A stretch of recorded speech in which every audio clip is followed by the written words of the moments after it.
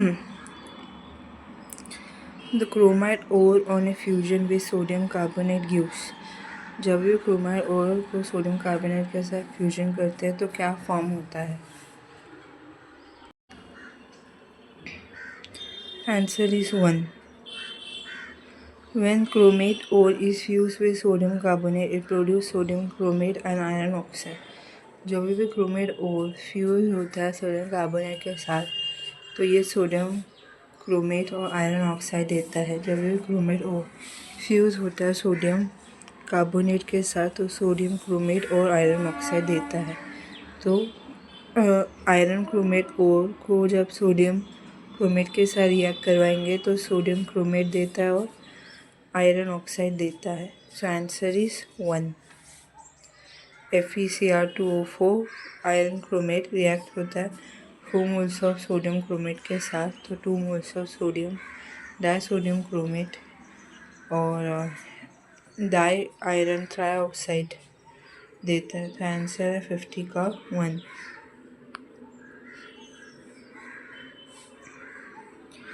Na2CrO4 Fe2O3। Next है 51। Cobalt hexaligand is red in color, whereas cobalt hexaligand 3+ is green. Ligand and L dash respectively corresponds to। cobalt hexaligand 3 जो है red colour देता है तो cobalt हेक्सालिगैंड 3+ green देता है। तो L और L डैश जो है करस्पॉन्ड करता है first ammonia and water, second ammonia and 110 phenolphthalein, third ammonia 110 phenolphthalein और फोर्थ है water and ammonia.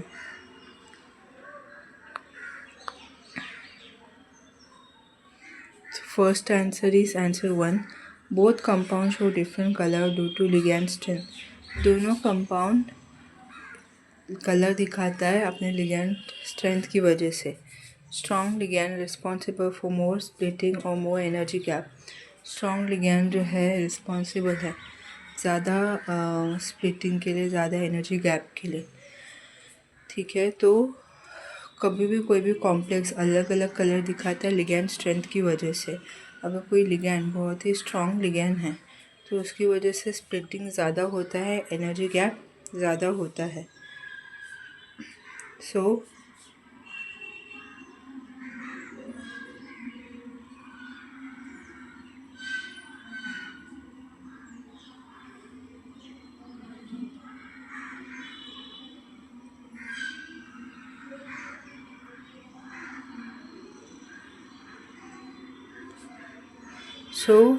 Ammonia is stronger ligand than water. तो अमोनिया जो है स्ट्रॉन्गर लिगैंड है, स्ट्रॉन्गर फ्री लिगैंड है कंपेयर टू वाटर से, क्योंकि अमोनिया का स्ट्रॉन्ग फ्री लिगैंड है तो स्प्लिटिंग बहुत ही ज़्यादा होता है कंपेयर टू वाटर से।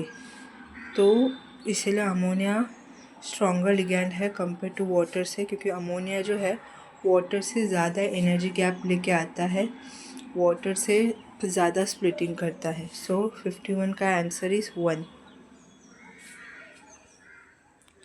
51 का आंसर है 1।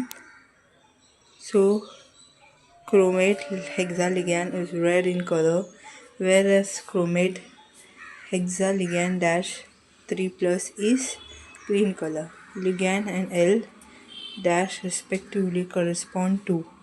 So first answer is ammonia and second is water। तो ammonia as a ligand present है क्योंकि कोबाल्ट हेक्सा अमोनिया जो है वो रेड कलर दिखाता है क्योंकि अमोनिया ज़्यादा स्ट्रॉन्ग फी लिगैंड है। और अगर कोबाल्ट के साथ वाटर रहता है तो ग्रीन कलर दिखाता है। वाटर भी स्ट्रॉन्ग फी लिगैंड है लेकिन वो वाटर जो है उतना ज़्यादा स्ट्रॉन्ग लिगैंड नहीं कंपेयर टू अमोनिया से, क्योंकि अमोनिया ज़्यादा स्ट्रॉन्ग फी लिगैंड है कंपेयर टू वाटर से। इसलिए अमोनिया की वजह से ज़्यादा स्प्लिटिंग होता है, और ज़्यादा स्प्लिटिंग होने की वजह से उसको ज़्यादा स्प्लिटिंग होने की वजह से उसको ज़्यादा एनर्जी वाला रेडिएशन वो अब्जॉर्ब करता है, जैसे कि ब्लू कलर या पर्पल कलर, वायलेट कलर या अल्ट्रा वायलेट कलर। फिर ज़्यादा एनर्जी वाला ज़्यादा एनर्जी वाला रेडिएशन ऑब्जॉर्व करता है जिसका वेवलेंथ कम है लेकिन एनर्जी ज़्यादा है, तो अल्ट्रावायलेट ऑब्जॉर्व करता है और उसके बदले में रेड कलर देता है। लेकिन वाटर जो है ज़्यादा स्ट्रॉन्ग फील्ड लिगैंड नहीं, मतलब समझ लो कि वाटर वीक फील्ड लिगैंड है, तो वो क्या है, लॉन्ग वेवलेंथ वाला एनर्जी को ऑब्जॉर्व करेगा। लॉन्ग वेवलेंथ मतलब कम एनर्जी रहेगा, कम एनर्जी रहेगा तो वो ग्रीन कलर दिखाएगा, ठीक है। सो मतलब for example cobalt hexa water जो है वो अगर लॉन्ग वेवलेंथ जैसे कि रेड कलर जिसका वेवलेंथ ज़्यादा है उसका रेडिएशन ऑब्जर्व करता है तो वो फिर बाद में ग्रीन कलर दिखाएगा, ठीक है। तो क्यों होता है, क्योंकि वाटर ज़्यादा स्ट्रॉन्ग नहीं है, स्ट्रॉन्ग लिगैंड नहीं है अमोनिया से, तो इससे वाटर जो है ज़्यादा स्प्लिटिंग नहीं करेगा दो एनर्जी गैप के बीच में कंपेयर टू अमोनिया से। इसलिए वाटर को कम एनर्जी की ज़रूरत है और अमोनिया को ज़्यादा एनर्जी की ज़रूरत है, और दोनों कॉम्प्लीमेंट्री कलर दिखाता है। तो अमोनिया जो है उसको ज़्यादा एनर्जी चाहिए क्योंकि ज़्यादा वो स्प्लिटिंग करता है T2G और EG के बीच में, तो वो ज़्यादा एनर्जी वाला मतलब शॉर्ट वेवलेंथ वाला एनर्जी ऑब्जॉर्व करता है, तो इसलिए वो अल्ट्रा वायलेट लाइट ऑब्जॉर्व करके रेड कलर दिखाता है। और वाटर जो है वो ज़्यादा स्ट्रॉन्ग फील्ड लिगैंड नहीं है तो स्प्लिटिंग ज़्यादा होता नहीं, तो उसको कम एनर्जी चाहिए, और कम एनर्जी किससे मिलता है, लॉन्ग वेवलेंथ से, तो रेड कलर लाइट ऑब्जॉर्व करेगा और वो ग्रीन कलर दिखाएगा। सो ये जो रेड कलर जो है अमोनिया दिखाएगा और ये जो ग्रीन कलर है वाटर दिखाएगा। Next, the typical electronic configuration of the transition metal center for the oxidation additions। तो जो ट्रांजिशन मेटल सेंटर जो है ऑक्सीडेशन एडिशन के लिए उसका टिपिकल इलेक्ट्रॉनिक कॉन्फ़िगरेशन क्या है। First D10 D6, second D6 and D8, third D8 and D10, fourth is D5 and D10। सो 52 का correct answer is 3। Generally D8 और D10 show oxidative editions. D8 और D10 जो है वो ऑक्सीडेटिव एडिशंस दिखाता है।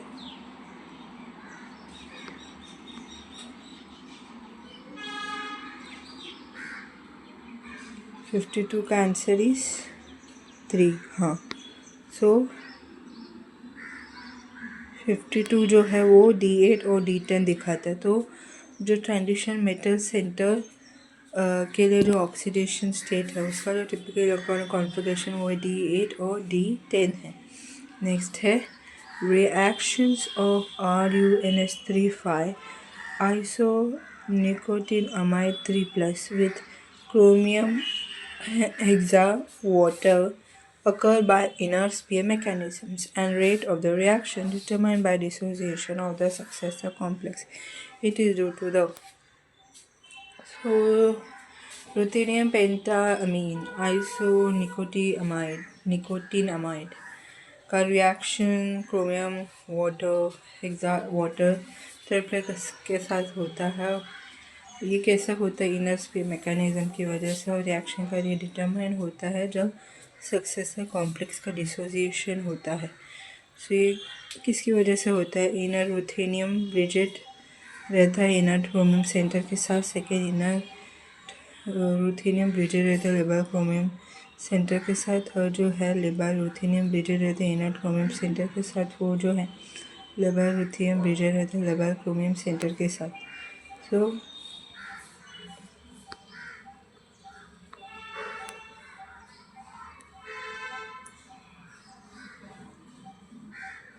So answer is 1. Ruthenium pentaammine isonicotinamide 3+ को react करता है क्रोमियम हेक्सा वाटर के साथ, वाटर रिलीज होता है तो क्या देता है, अमोनिया रुथेनियम L क्रोमियम पेंटा एक्को D4 जो है वो D5 हो जाता है। In this reaction of the electron transform transfer form. तो ये रिएक्शन जो है कब होता है, जब इलेक्ट्रॉन ट्रांसफ़र होता है।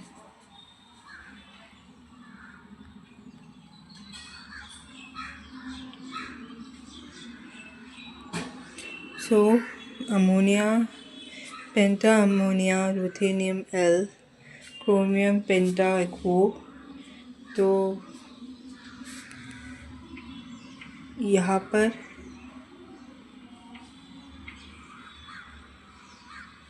पेंटा रुथेनियम D6 होता है और क्रोमियम H2O5 D3 होता है।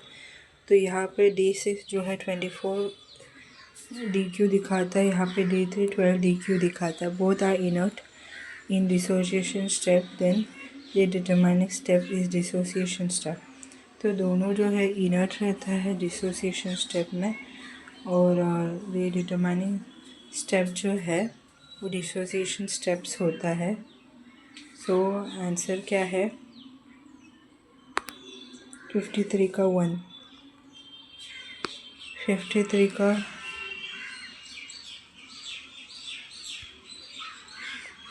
1 जो है वो क्या रहता है, inner ruthenium bridged to inner chromium centre.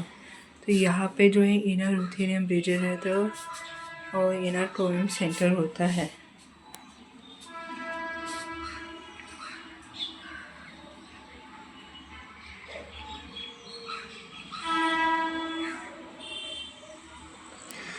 Consider the second order rate constant for the following outer sphere electron transfer electron FeH2O6 3 plus FeH2O6 2 plus जो है 4 मोलार पर सेकेंड होता है। मतलब ये सेकेंड ऑर्डर रिएक्शन है।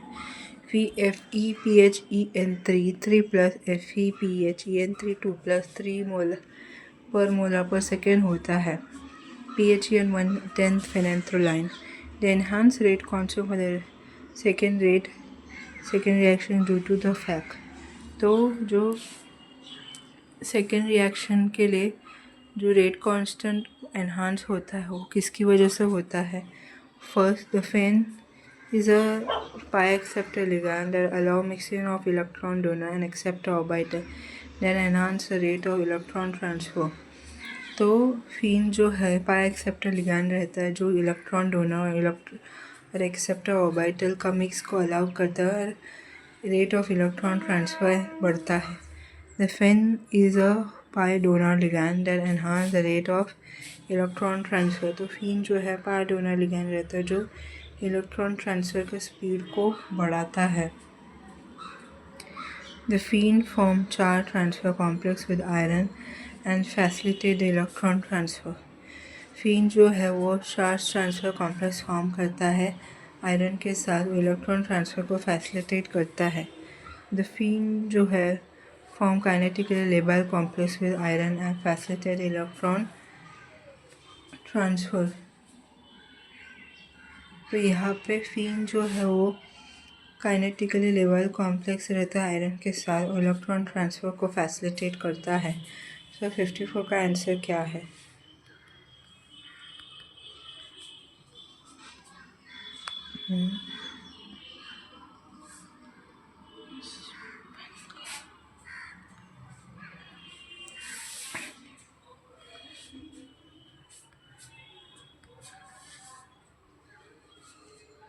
The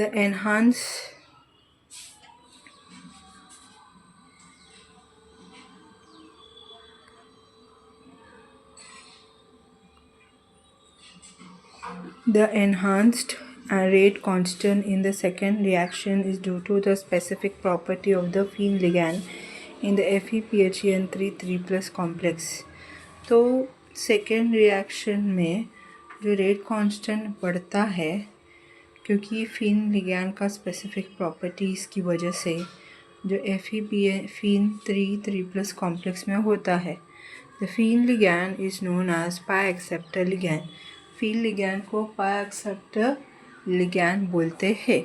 this mean that it can accept electron density from the metal centre by interacting with vehicle orbiter.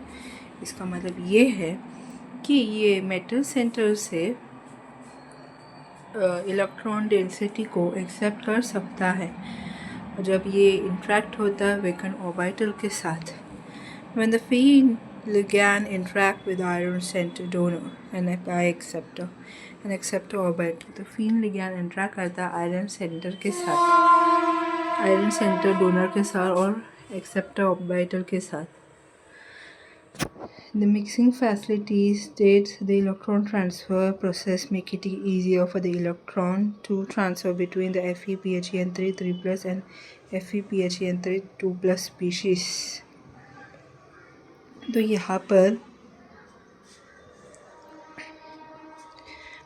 पे क्या होता है, इलेक्ट्रॉन ट्रांसफ़र प्रोसेस मिक्स होता है और उसकी वजह से आसान होता है इलेक्ट्रॉन के लिए कि वो ट्रांसफ़र करे FePHEN3 3+ और FePHEN3 2+ स्पीशीज़ के बीच में इलेक्ट्रॉन ट्रांसफ़र होता है. As a result the reaction proceed at a higher rate leading to higher rate constant. तो इसकी वजह से क्या होता है, रिएक्शन जब आगे बढ़ता है हायर स्पीड में तो उसकी वजह से हायर रेट कांस्टेंट होता है. सो आंसर इज़ 154 का, विच इज़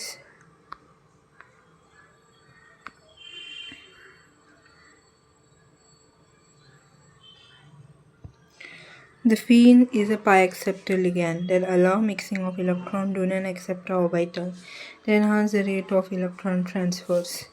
तो phenol जो है ये pi acceptor ligand होता है जो इलेक्ट्रॉन डोनर को मिक्स करता है और एक्सेप्टर pi ऑर्बिटल को मिक्स करता है और इलेक्ट्रॉन ट्रांसफ़र का रेट, इलेक्ट्रॉन ट्रांसफ़र का स्पीड बढ़ता है.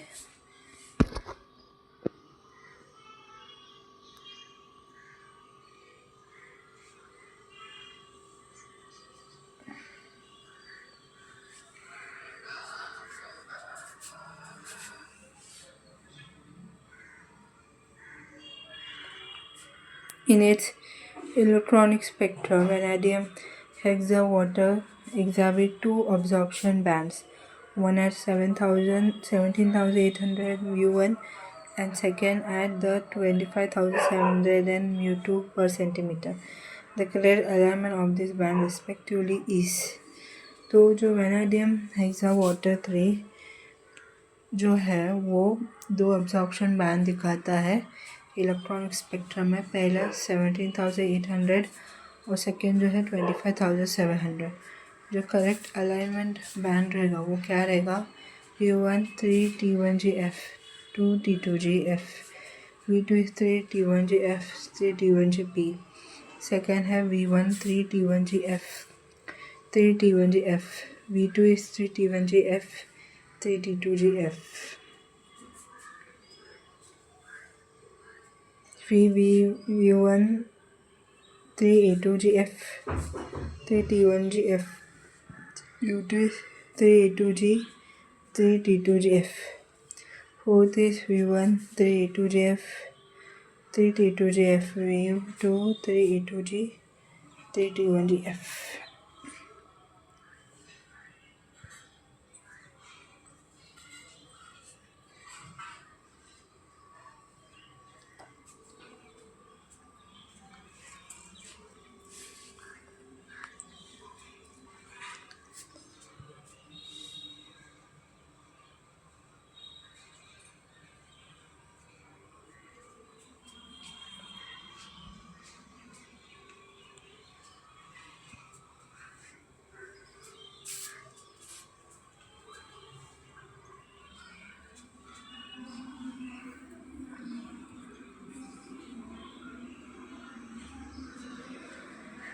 सो सोल्यूशन है, आंसर है 1.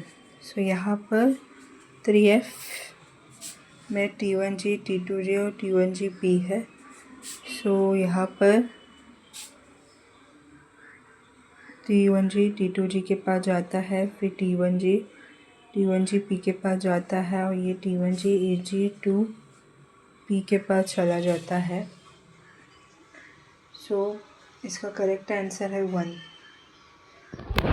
का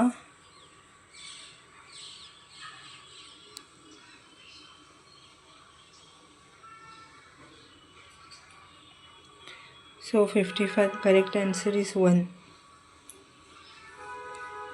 V1 3T1GF, 2 T2GF, V2 3T1GF, 3T1GP, U1 3T1GF, 3T1GF, VT 3T1GF, 3T2GP. Sorry. So correct answer है first. U1 equal to 3T1GF gives 2T2GF, U2 3T1GF gives 3T1GP. So यही answer है.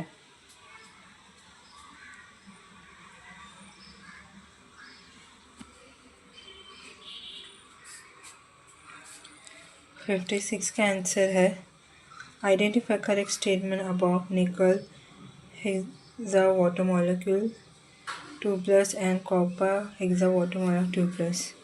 So first is all nickel oxide copper oxide bond length of individual species are equal. Second, nickel oxide equatorial and copper oxide equatorial. Third is all nickel oxide bond lengths are equal, whereas copper oxide equatorial bonds are shorter than the copper oxide axial bond. Fourth is copper oxide bond lengths are equal, whereas nickel oxide equatorial bonds are shorter than nickel oxide axial bonds.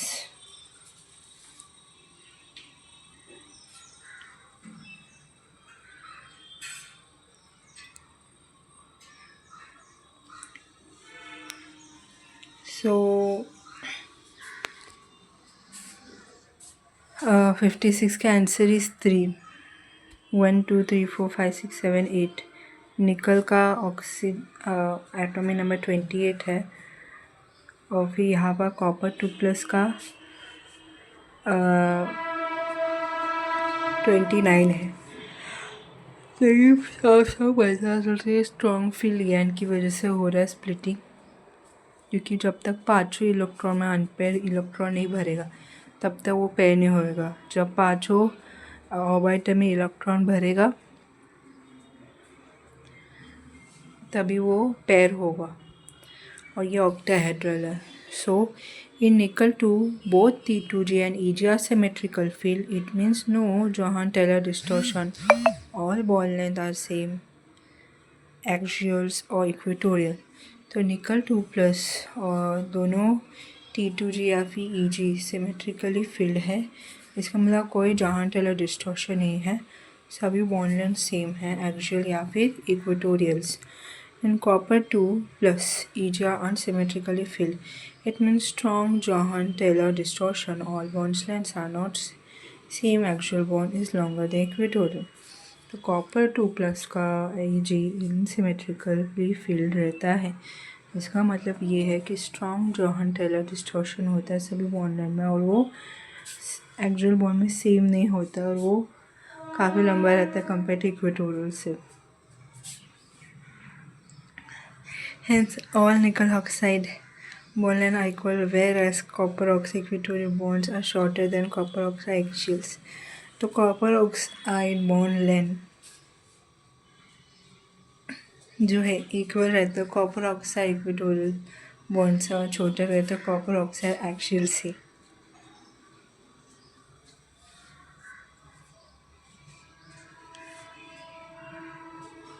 जो निकल 2+ दोनों में T2G EG रहता है, symmetrically fill रहता है. इसका मतलब कोई बॉन्ड डिस्टॉर्शन नहीं है, सभी बॉन्ड लेंथ जो है सेम है, एक्सियल या फिर equatorial. Copper 2+ EG unsymmetrically field है. तो यहाँ पे स्ट्रॉन्ग जॉहान-टेलर डिस्टॉर्शन है तो सभी बॉन्ड लेंथ जो है सेम नहीं रहेगा, एक्सियल बॉन्ड लेंथ ज़्यादा लंबा रहेगा इक्वेटोरियल बॉन्ड लेंथ से. अच्छा, जहाँ पे सिमेट्रिकल है वहाँ पे जॉहान डिस्टॉर्शन नहीं है और जहाँ पे अनसिमेट्रिकली फिल है वहाँ पे जॉहान-टेलर डिस्टॉर्शन है. तो कॉपर 2+ में जॉहान-टेलर डिस्टॉर्शन बहुत स्ट्रॉन्ग है क्योंकि अनसिमेट्रिकली फिल है, तो एक्सियल बॉन्ड ज़्यादा लंबा रहेगा इक्वेटोरियल प्लेन से. इसीलिए सभी निकल ऑक्साइड बॉन्ड लेंथ जो है इक्वल रहता है और copper oxide equatorial bonds copper oxide का सब बॉन्ड लेंथ इक्वल रहता है. लेकिन कॉपर ऑक्साइड जो इक्वेटोरियल बॉन्ड है और कॉपर ऑक्साइड जो एक्सियल बॉन्ड है दोनों में फ़र्क है. कॉपर ऑक्साइड जो इक्वेटोरियल बॉन्ड है वो काफ़ी छोटा कंपेयर टू कॉपर ऑक्साइड जो एक्सियल है. सो आंसर इज 56 का 3.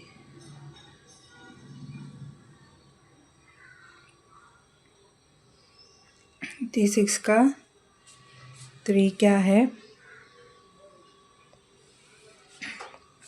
All nickel oxide and copper oxide bond lengths of individual species are equal. तो सभी निकल ऑक्साइड और कॉपर ऑक्साइड बॉन्ड लेंथ जो है इंडिविजुअल स्पीशीज़ का वो इक्वल नहीं, ये रॉन्ग है। 56 का answer 3. All nickel oxide bond length are equal whereas copper oxide equatorial bond are shorter than copper oxide axial bond.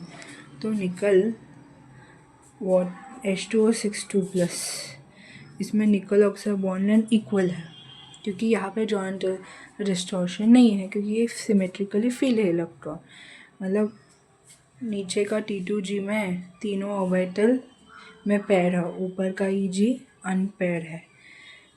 तो सिमेट्रिकली फिल है। कॉपर H2O6 प्लस में क्या रहता है? T2G में तीनों ऑर्बिटल फिल है, EG में क्या है? एक इलेक्ट्रॉन पेयर है और दूसरा एक अनपेयर है इलेक्ट्रॉन है। तो अनसिमेट्रिकली फिल है तो यहाँ पे जॉइंट डिस्टॉर्शन स्ट्रॉन्ग रहेगा। इसलिए जहाँ पे जॉइंट टेलर डिस्टॉर्शन नहीं है वहाँ पे सभी बॉन्ड लेंथ निकल ऑक्साइड में सभी बॉन्ड लेंथ मतलब निकल जो 6 वाटर मॉलिक्यूल के साथ जुड़ा हुआ है उसका बॉन्ड लेंथ इक्वल रहेगा, सेम रहेगा। लेकिन कॉपर और H2O6 प्लस में 2 अलग अलग टाइप का बॉन्ड रहेगा। एक होगा इक्वेटोरियल बॉन्ड, दूसरा होगा एक्सियल बॉन्ड। तो जो कॉपर ऑक्साइड का इक्वेटोरियल बॉन्ड है वो छोटा रहेगा compare to copper oxide axial bond से।